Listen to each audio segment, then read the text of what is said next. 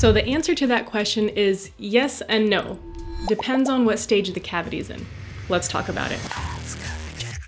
So first of all, let me explain how a cavity works. So you have a tooth, and this tooth is made of several different layers. The outer layer is called enamel, or if you're looking at the root surface under the gums, it's called cementum. And then the second or inner layer is called dentin. And then the layer under that is called the pulp chamber or the pulp canal, basically where the blood supply and the nerves are housed. So if a cavity is in just the first layer of the tooth, it can technically be reversed. Let me focus first on the enamel because cementum works just a little bit differently, and I'll explain that in a little bit. But with enamel, if the cavity is just on that first layer, it's actually called demineralization or incipient caries. So it's not a full-fledged cavity, and most dentists would usually just put a watch on that and not actually treat it because they want to give a chance for your tooth to remineralize. So demineralization typically looks like just a chalky white little splotch on your teeth. It looks potentially similar to fluorosis, but if it's surrounded by plaque and a bunch of gunk,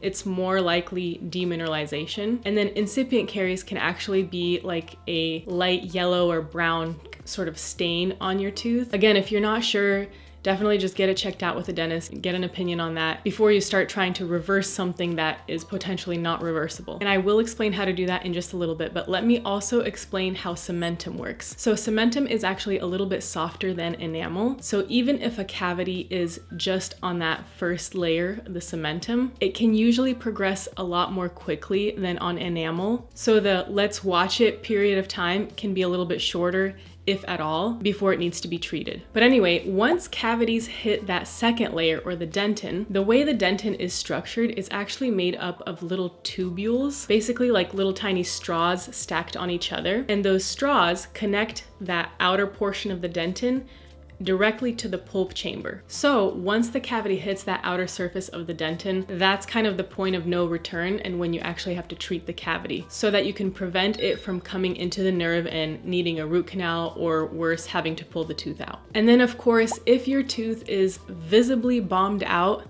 that is definitely also a point of no return. You should definitely get that checked out with a dentist and get it treated accordingly. So the question, the big question that you're trying to get an answer to is, how do you reverse a cavity, right? So the first thing is home care. That kind of goes without saying, but I will mention it anyway.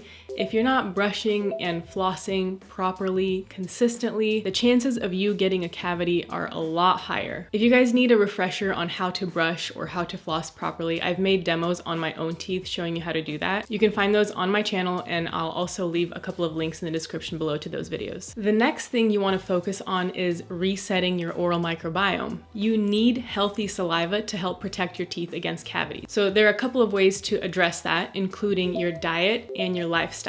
So for things like diet, avoiding too much sugar, super processed foods, a lot of carbonated drinks. A couple of best practices too is don't be snacking all day. Your mouth needs a chance to rest and reset the pH. So if you're constantly snacking, you're not giving your mouth an opportunity to do that, and your teeth are under a more constant acid attack. So not snacking too often. Also drinking water after meals, or just like swishing with some water. I know some people try to brush after every single meal. Brushing is great for you, but brushing can also lower the pH in your mouth. So if you're brushing right after a meal, you're kind of like double attacking your teeth. So I personally, instead of brushing after every single meal, I just swish with some water, and I also take xylitol mints throughout the day. The other thing too, in terms of your oral microbiome, is consider your nutrition. Let's face it, our food these days is very depleted of nutrients and vitamins. So one thing I personally do is take some good quality vitamins. I don't remember the brand, but I think it's called like methyl multivitamin, basically methylated vitamins which are easier to absorb. But especially good levels of vitamin B and vitamin D are really essential for good oral health. So maybe something to talk to your provider about, double checking like which vitamins or nutrients maybe you're deficient in and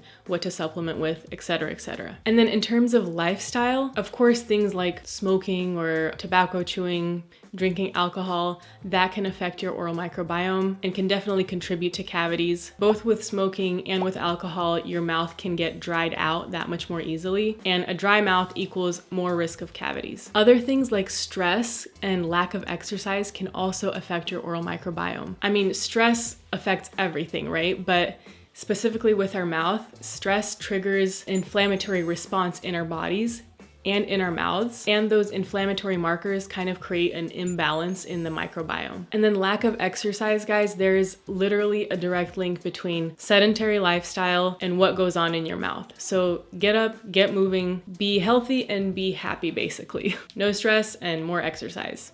Stop it. Get some help.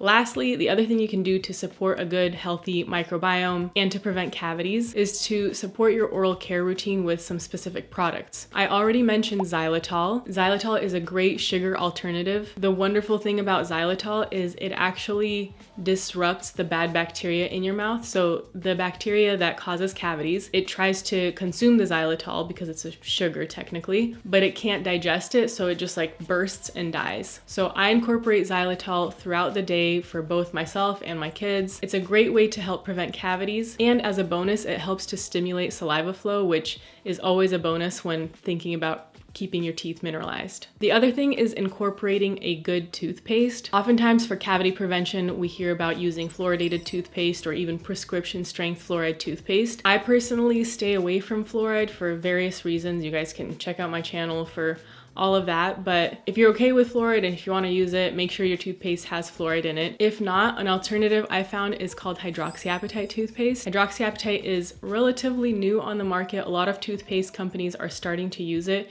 Just be careful. You want to make sure that you're using the correct percentage, concentration, particle size. Again, I have a whole playlist on hydroxyapatite, but ultimately I love hydroxyapatite toothpaste because it helps to actually remineralize enamel as well and even rebuild some microscopic imperfections. So for me, over time, I've noticed a lot less staining, a lot less sensitivity, all these great things, plus no cavities. Okay, so hopefully this helps clarify things for you guys. Cavities can be reversed depending on what stage they're in. Bottom line, if you see a large hole in your tooth, please go check it out with a dentist. Get it treated accordingly. All right, thank you guys so much for watching, and I'll see you in the next video. Take care.